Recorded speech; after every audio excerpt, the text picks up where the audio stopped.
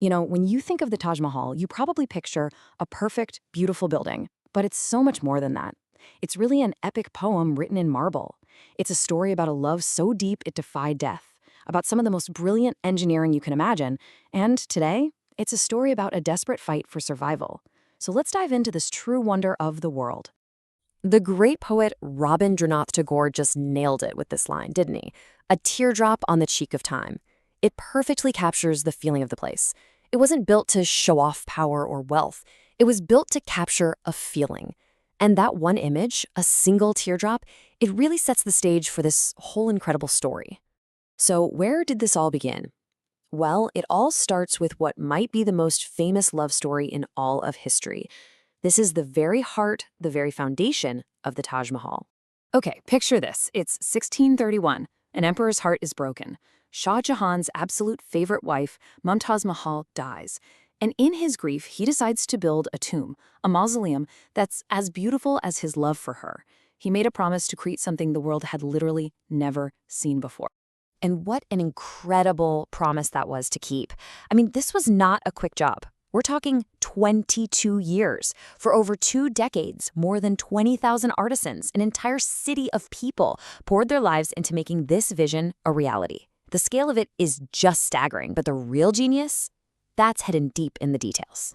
So let's get into how this masterpiece was even possible. We've talked about the why, but the how is where things get truly mind-blowing. We're talking about a level of engineering that was light years ahead of its time. And that was the million-dollar question, right? The emperor specifically wanted the Taj right on a curve of the Yamuna River, so he could see its beautiful reflection. But anyone knows riverbanks are soft, they're unstable, so how on earth did they pull this off? The answer is just brilliant. It's something called a well foundation. What they did was they dug these huge, deep wells straight down into the riverbed. This helped stabilize the ground. Then they filled those wells with rocks and mortar, basically creating these massive, solid pillars. The entire marble structure you see today is resting on this incredible, hidden, man-made bedrock. And here's the secret to its long life, and it's gonna surprise you. See those wooden caps on the foundation? They need to stay wet. And get this, it's the exact same principle that keeps Venice from sinking. Venice is built on wooden piles that are submerged in water.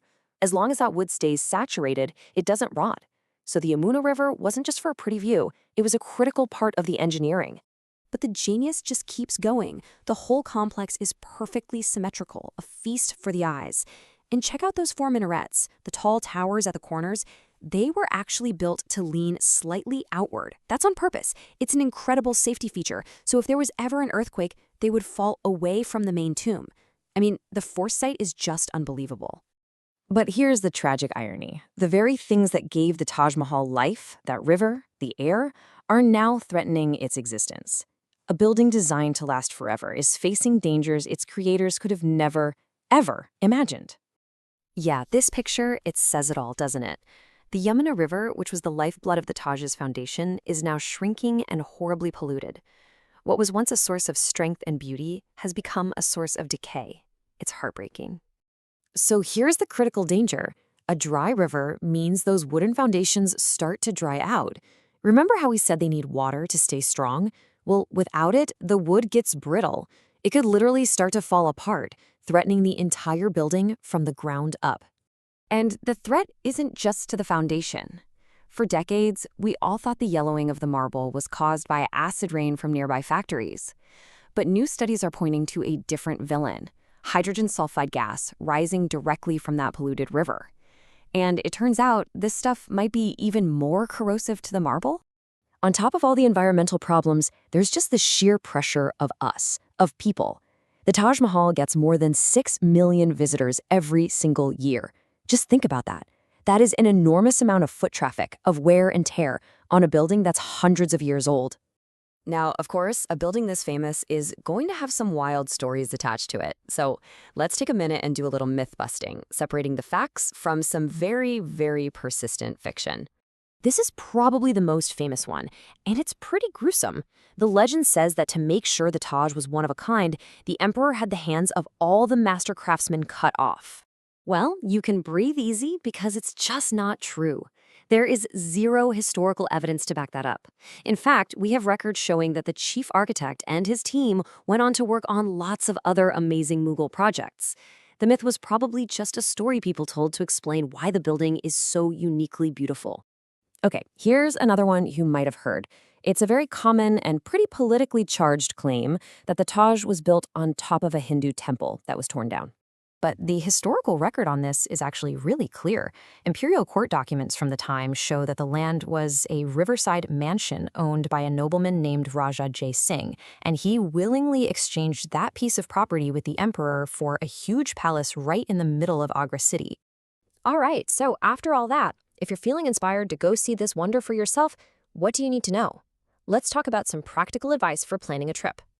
So you basically have two main options here. You can do a daytime visit, which gives you full access to everything from sunrise to sunset. Or for something truly magical, you can try to book a full moon night viewing. Now this only happens 5 nights a month and you're in a small group for just 30 minutes, viewing from a distance. But trust me, seeing that marble glow under the moonlight, it's unforgettable. And just a few final tips from me to you. First, remember, it is always closed on Fridays for prayers. The best time to go, weather-wise, is between October and March. And my biggest piece of advice, go at sunrise. Seriously, you get the most beautiful light, way smaller crowds. It is absolutely worth the early alarm clock, I promise you. You know, Shah Jahan built the Taj Mahal to be a monument to eternity. The love, the art, the engineering, it was all meant to be timeless. And the great sad irony is that after surviving for centuries, the biggest threat it's ever faced is us. Right now. The question isn't really about its past anymore. It's about its future and whether it can survive us.